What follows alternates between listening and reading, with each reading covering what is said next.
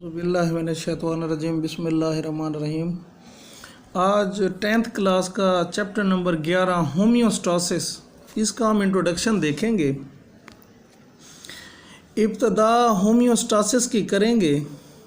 सूरा रहमान सूरा नंबर 55 उसके आयत नंबर 6 में अल्लाह ताला फरमाते हैं, सूरज और चाँद एक हिसाब के पाबंद हैं।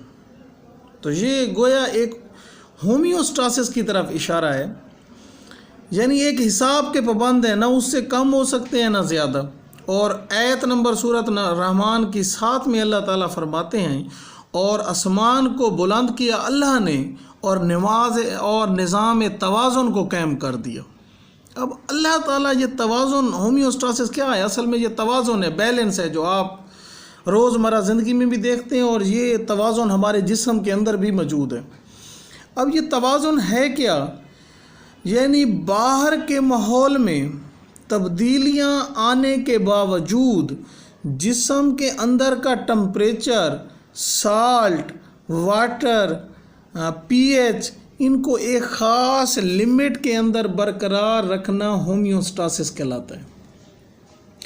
अब होम्योस्टासिस जो है बेटा, ये सबसे ज़्यादा ज़रूरी है एंजाइम के फंक्शनिंग के लिए, क्योंकि एंजाइम एक स्पेसिफिक पीएच टेम्परेचर पर काम करते हैं, इसलिए इनको फ्लक्चुएट नहीं होने देना, एक ख़ास लिमिट के अंदर बरकरार रखना है। इसकी किस्में होम्योस्टासिस की 3। सबसे पहले हम देखेंगे ऑस्मो रेगुलेशन, यानी बाहर के माहौल में साल्ट और वाटर की कंसंट्रेशन बेशक चेंज होती रहे, लेकिन जिस्म के अंदर वाटर की और साल्ट की कंसंट्रेशन को एक ख़ास लिमिट के अंदर बरकरार रखा जाता है।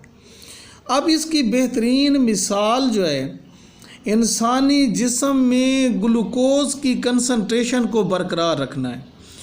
बेशक आप जितनी भी कार्बोहाइड्रेट या चीनी का या मिठाई का इस्तेमाल कर लें, लेकिन जो शख्स एक नॉर्मल हद के अंदर है, बीमार नहीं है, जिसको डायबिटीज़ नहीं है, तो उसके खून के अंदर 1 लीटर में ग्लूकोज़ का तवाज़ुन 1 ग्राम रहेगा।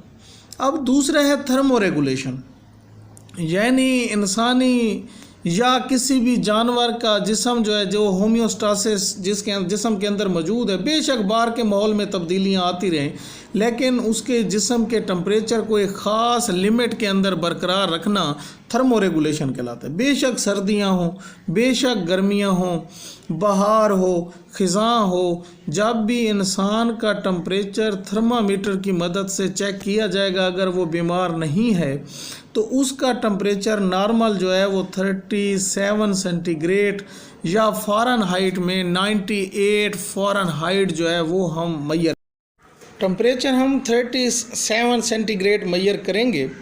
अब ये था थर्मो रेगुलेशन। अब अगर नेक्स्ट तीसरा जो प्रोसेस है होम्योस्टासिस का, उसकी तरफ बढ़ें तो वो है एक्सक्रीशन।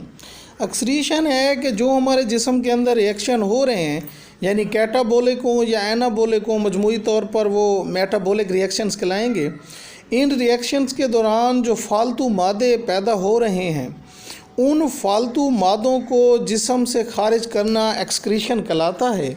अब एक्सक्रीशन के लिए अगर हम इंसानी जिस्म को कंसीडर करें, तो इंसानी जिस्म में कुछ फालतू मादे, साल्ट्स वगैरह को ज़्यादातर को किडनी के ज़रिए रिमूव किया जाता है, और गैसेस को रिमूव किया जाता है हमारी लंग्स के ज़रिए, और वाटर और कुछ साल्ट जो हैं वो हमारे स्वेट ग्लैंड यानी स्किन से खारिज होते हैं।